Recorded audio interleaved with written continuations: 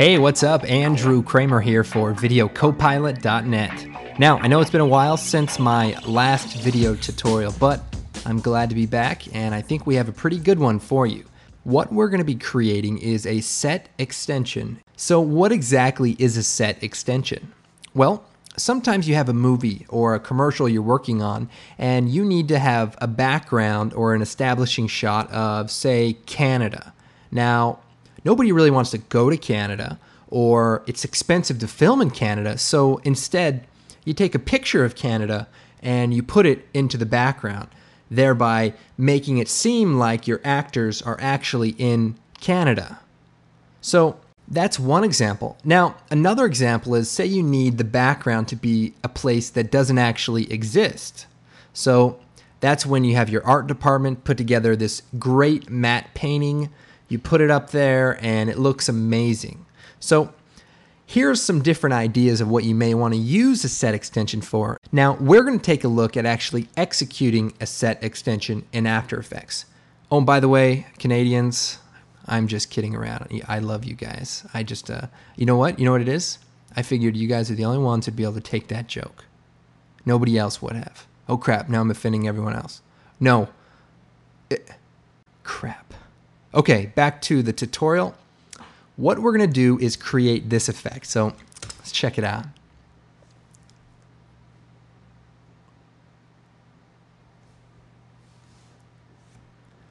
Okay, so that's Sam Loya just traveling up the road here and making a stop at these deserted castles. Now, here is my favorite part, showing you the before and after. So here's the after. Here is the before. So basically we just added in a few of these castles, pretty straightforward. Now this location is actually pretty close to where I live, and so me and Sam, we hiked up there, and it's kind of fenced off, and we sort of made our way in through an opening, and we started filming, and then this guy rolled up on a motorcycle, and he was a security guard. And he basically said, hey, what are you guys doing here? And we're just like, nothing, you know, we're just filming for a high school project. And he basically thought we were dumping trash on the land.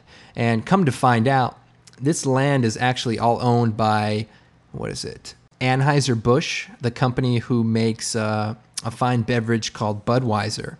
And it was pretty interesting. Apparently they own all this land, and they have those big horses with like the hairy feet.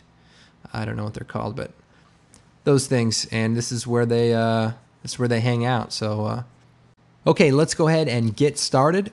What I have is a composition with our raw footage in it, and what we're going to do is motion track it. Now we're going to do something a little different than we normally do. I'm going to create a new null object, and then I'm going to create another new null object, and I'm going to rename the first one first and the second one second. What we're going to do is motion track this footage in two locations, apply the first half of the footage tracking to the first null, apply the second half of the footage tracking to the second null. Let's go ahead and start doing that now. So I'm going to double click on the footage, and that opens up the footage in the layer footage viewer. And what we're going to do is bring up the tracker controls. We are going to make some space, and we're going to click track motion. Track point 1, we're going to click on rotation. That brings up track point number 2. Now what we want to do is move these track points to a good location. Here's a nice good contrasted point. I'll just and track point number 2, we will use this leaf or discarded piece of garbage.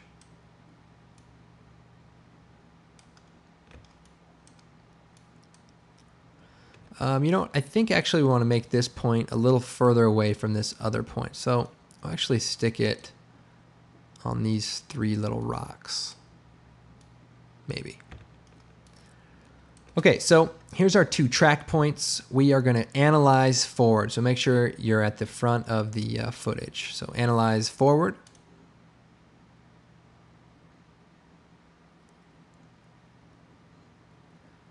Now we're getting close to having one of the points go out of the frame, so we need to watch that. Okay, right here we're about to lose our track point. So we'll go ahead and stop right there. What I'm going to do is click on Edit Target.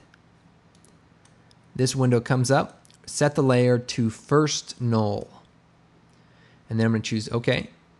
And then we're going to click Apply. And that motion tracking data is now going to apply itself to that first null object. So first null object, let's see, we'll shut off the second one. First null object you can see is stuck on that footage, and the track looks pretty good. Now what we need to do is motion track the second half of the footage. So I'm going to select the first null, hit the letter U. That brings up our keyframes. What we want to do is move the CTI, current time indicator, to the last keyframe of the first half tracking. And then we'll double click on the footage, and we can see our other track points here. We want to use another set of tracking points. So I'm going to click Track Motion. That creates another track point, and then we'll click Rotation, which will allow us to track the rotation as well. So we'll move the first point out to the left, and this point maybe to this little dark spot, and the track point number 1 up to this house. Make it a little bigger, and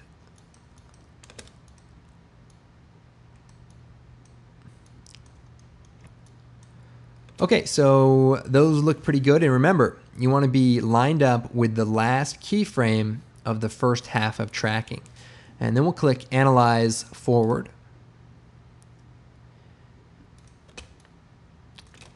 And make sure the tracks stay on pretty well.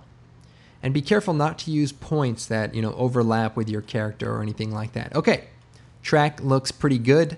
Edit Target. Make sure we have the second null selected, and we'll choose OK and Apply. X and Y, OK. So now back to the first comp. We now have our 2 null objects. And if we bring up the keyframes, we can see something pretty interesting here. Now what we want to do is link the tracking data together. This way we can parent our background to one of the null objects, and it will reposition itself based on both trackers. So to do this, what we want to do is take the parent of the first track and parent it to the second track. Okay, so think about what's going on here. Our first tracker, so I'm going to change the color here to blue. Our first blue tracker is on the ground right here, and we watch it. Now, it stops tracking at this point, no more data. Well, tracker number 2, our red tracker, starts tracking at that same time. So at the point where they cross or they overlap, second tracker picks up the parent. So the first tracker is now connected to the second tracker. So when I scrub through this, you'll see that the blue tracker still stays connected to the footage. So if I shut off the second tracker and watch it all the way through, you'll see that the first tracker stays connected to the footage even though the track points don't necessarily stay on the frame. So this is a really good way to link trackers together that say go off the frame. Say you're doing a sky replacement of a really wide or really long panning shot, and your track points are in the frame and then they go out of the frame and then in the frame and then out of the frame. This will allow you to link multiple trackers together into one fluid null object. So that should sink in there, and you're going to be a happy camper. So, okay, now we have our super null object in place. So now we need to put our background in. So what I did is I went to nearly the last frame here on the raw footage, and what I did is I clicked Composition, Save Frame as File, and I saved a single frame as a Photoshop file, and rendered it out. And then I opened it into Photoshop, just like this. And what I did is did a little matte painting. And I took this picture of this castle and cut it out. I don't know. I don't want to get too into a Photoshop tutorial, but basically, here's our picture. We scale it down to fit into our frame. And we can choose color range and get rid of some of the background here. If you hold down shift, you can like click with the color range, and that looks good. Hit OK and delete. So that's how we get rid of the background. Got the eraser tool, you know, just erase some of the excess stuff here. And then we take the I don't know, the stamp tool. I don't do Photoshop tutorials, so you're just gonna have to bear with me. And basically stamped in the grass to extend it because you know, it's not a lot of grass in the original shot. Right, so we extend the grass out, and then that allows us to take the eraser tool again and make a really large erase brush that we can use essentially to soften the edge of you know, the grass so that it blends better with our background plate. Now, the good thing about working in Photoshop is that you can you know, work with good paint tools. You know, you can do a lot of this in After Effects, but it's a pain in the butt. So you get it in here, and then we'll do some color correction on it. Hue and saturation, I don't know. Match the color. Something like that. And position it, draw on some more stuff, all that good stuff. So here's the basic gist. Then we duplicate it, put it in the background, scale it down, and then add a layer style, double click, and click color overlay. And we're going to color overlay with blue. So just pick that blue color on the mountains there, and then we bring the opacity of it down a little bit. And that way it sort of looks like it's off in the distance, like it gets further away. And then I choose OK. And you know, you can make a few more of these, make one smaller. Now, this is a pretty lousy Photoshop tutorial. I'm just sort of assuming we all sort of know how to use Photoshop. So anyway, there's our little things. And then I went in with the, whatever you call this tool. I'm losing it here, guys. And the stamp tool, and sort of changed the holes around on one to the other, just so it looked a little bit different on first glance. And so you could, you know, move the hole to another location and then erase the other one. And so you kind of create the illusion that they're different if you change them enough. Okay, so once you have them all together, what I did is I just put them into a layer set, duplicated the layer set. Let's see, duplicate group, and then Control E, or if you go to merge group, and that way it sort of makes a flattened image out of this, and that way you can open it up in After Effects and you don't have to worry about the layer styles coming through if you're not using CS3. So anyway, that's my basic matte painting tutorial. Okay, we're back in After Effects, and now we can go back to normal tutorial speed. And what I'm going to do is import that Photoshop file. And when I open it up, I get the Photoshop import dialog, and we can do footage or a composition. And we're going to select composition and OK. Now if we double click on the comp, we have our Photoshop file that we created, and we'll just take just the layer. We'll copy it and paste it over top the frame in which we exported. In this case, we exported frame 146. Now, as you can see, the shot does not stay connected to our footage. So what we need to do is at that point in time, take the parent whip for our set extension and connect it to the first track point. And this is the track point that runs through the entire shot. So now, if everything goes to plan, you can see that our set extension has now applied itself and we're looking pretty good here. Now, it goes a little off of the frame here, and what we can do is just move it over a little bit.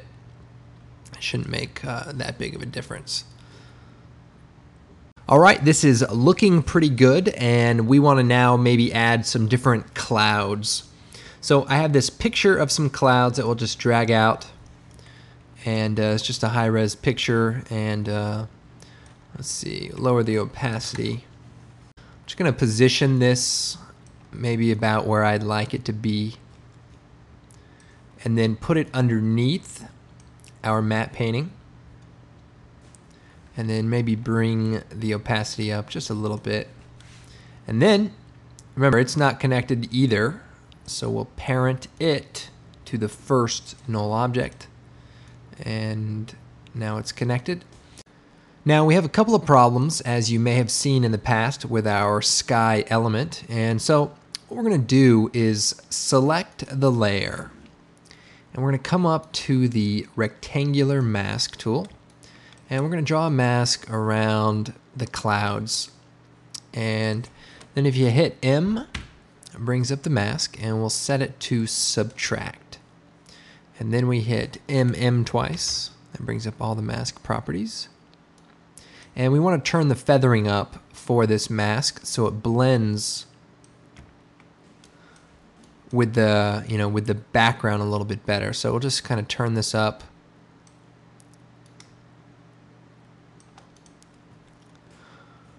That looks pretty good. And then again, we want to take another mask, a rectangular mask tool, and just draw one across the bottom. Hit MM and set the second mask to subtract, and turn the feathering up as well. And this way it sort of blends with the background a little bit nicer.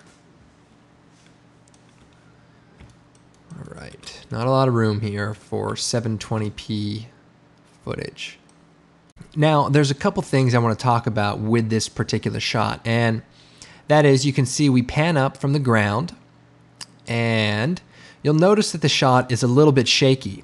And it's purposely shaky so that you have a more realistic feel. Because when you add CG elements, if it's a perfect linear pan that you do in the computer, it looks a little fake. So having a little bit of shake adds to the effect. And it's also important that the cameraman, or myself in this case, stands in one spot and simply pans the camera around, and that way the motion tracking will all work properly.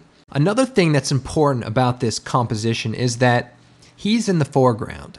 These elements are in the background. Now, because we can see he's a person, for the most part, we can tell how big he is. Now, comparatively, things in the background and things off in the distance have their own size as well.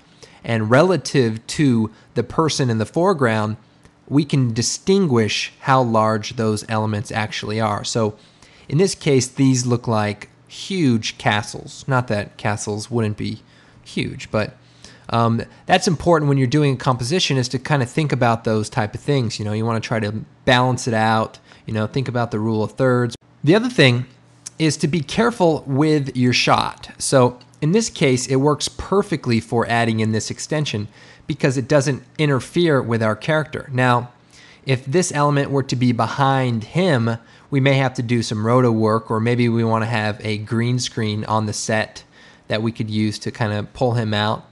But the idea with set extensions is to have a real set. So whether it's a small room that you make look larger, or this big open area, you want to have something real that the character is on. And that way, when you add in CG elements, the audience believes it a lot more because so much of it looks realistic. So it's part of sort of selling it. You want to mix your CG in with your live action stuff as well. So, all right, let's get on to maybe some color correction. So I'm going to create a new adjustment layer. And this is classic stuff. We're going to do Effect, Color Correction, Curves. And I have no space to work with, but that's okay. And we're going to just bring the darkness down, or the gamma down there. And then we'll take the elliptical mask tool, double click, adds a nice mask. We'll hit MM, and we'll change the mask to subtract. Feather it up a bunch. So there we have a nice vignette around our shot. So far, so good. Then I'm going to create a new adjustment layer. Now, here's an interesting technique that I want to show you. And that is to add tracked color correction. So what I'm going to do is apply that same curves adjustment to this. I'm going to copy it from this adjustment layer and paste it onto this adjustment layer. Now, if I shut off the first one, we have this one adjustment layer. What I'm going to do is scale it up, and it won't make a difference except that if it moves around, it will stay affecting the layer like you see. And then I'm going to take the rectangle mask tool, and we'll just kind of cut it in half. And make sure you make it extra large like that. And then I'm going to hit MM, and we'll feather it out a bunch. And then what I'm going to do is kind of go forward to maybe about right here. And we'll feather this up even more. And what we're kind of creating is this gradient on the floor. And we'll turn the opacity down just a little bit. So basically, we've created this adjustment layer with a gradient. And we want it to just affect the bottom of the frame of this particular shot. So what I'm going to do is, instead of leaving it there and letting it kind of add itself to the whole shot, I'm going to put it about here, and I'm going to parent it to the first null, which will make it leave the frame when it gets out of the shot. So this way we have, you know, kind of this gradient color correction that is just kind of temporary so that the shot doesn't look all washed out, you know. Not too bad. Okay, so I actually want to bring this up a little bit. Now, another thing I'm going to do is create another adjustment layer.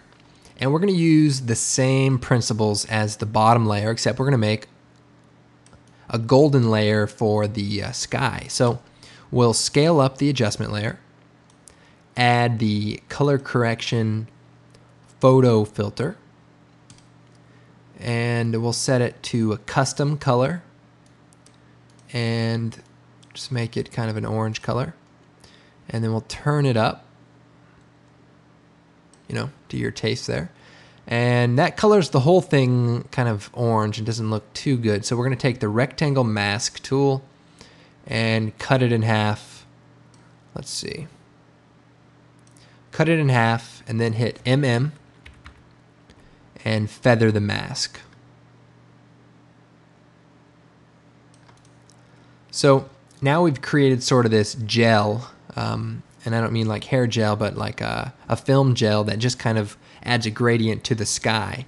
Now, we don't want this to be up the whole time, so we'll parent it to our first null. So parent to the first null. So now you can see that that layer stays connected to the footage, and when the shot goes up, it goes out of the frame. So that looks pretty good now. Let's see here. Let's take this adjustment layer on our floor and let's scale it up a little bit so that it covers the whole frame.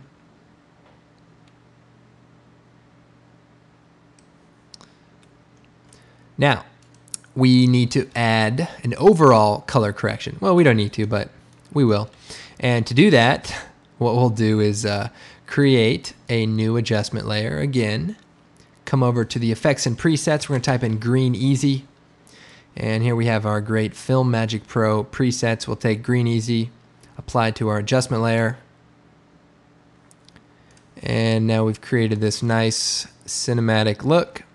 Now I'm going to turn our other adjustment layer back on and maybe bring the opacity of it to 75. So this is the the vignette. This layer is the sand color correction. This one is the sky photo filter, and this one is our Film Magic Pro.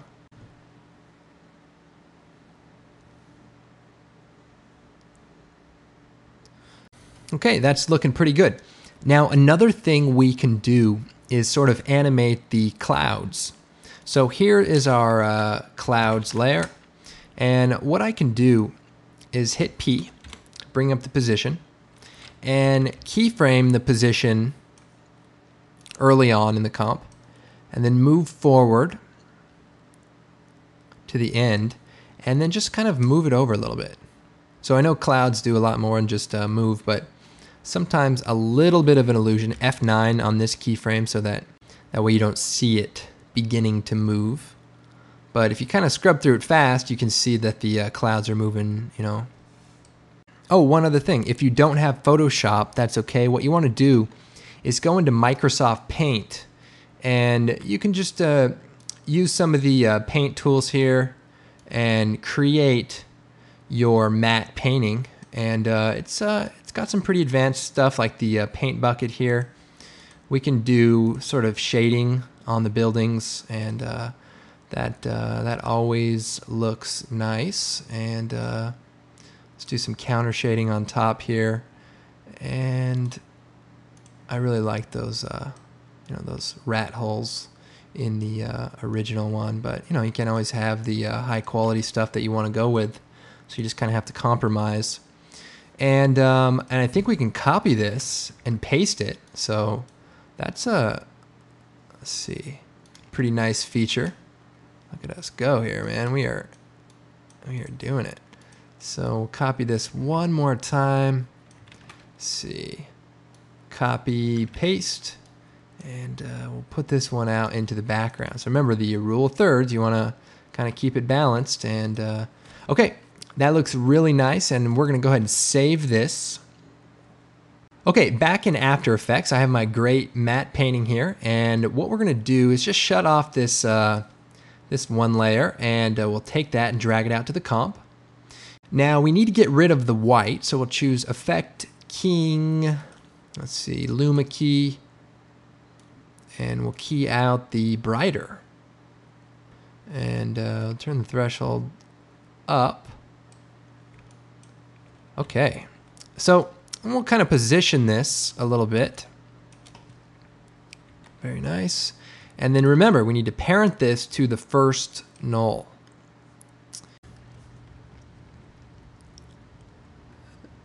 Yeah, that looks really good. So as you can see, you don't have to have an expensive program like Photoshop to do great set extensions like you see here. Okay, now for the lucky ones out there who have Photoshop, we'll go ahead and use that. You can see, we're in business with this great effect. Now, one other thing I didn't tell you about is this shot is actually Sam's audition tape for the movie 300. He was actually auditioning to be the Hunchback, and unfortunately there was some scheduling conflicts with my production company and Frank Marshall, and frankly I said, look, I have him in a contract, and if you want him to be in this movie, I need $80 million, and they actually decided to go in another direction. I think mainly though they wanted a character to play a hunchback. They didn't actually want a real hunchback. I'm just kidding, Sam. I know you watch these things. I love you, man. No hard feelings, all right? Okay, guys, I've wasted enough of your time. My name is Andrew Kramer, and thanks for watching. Of course, come check out videocopilot.net. We got a blog. We have great products, great DVDs. Check them out. Buy them. You will not be disappointed, unlike you may have been with this tutorial. I mean, the tutorials that you buy and the products you buy, they're actually high quality, compared to this stuff. All right, that's all I got for now. See you guys. Oh, wait, just kidding.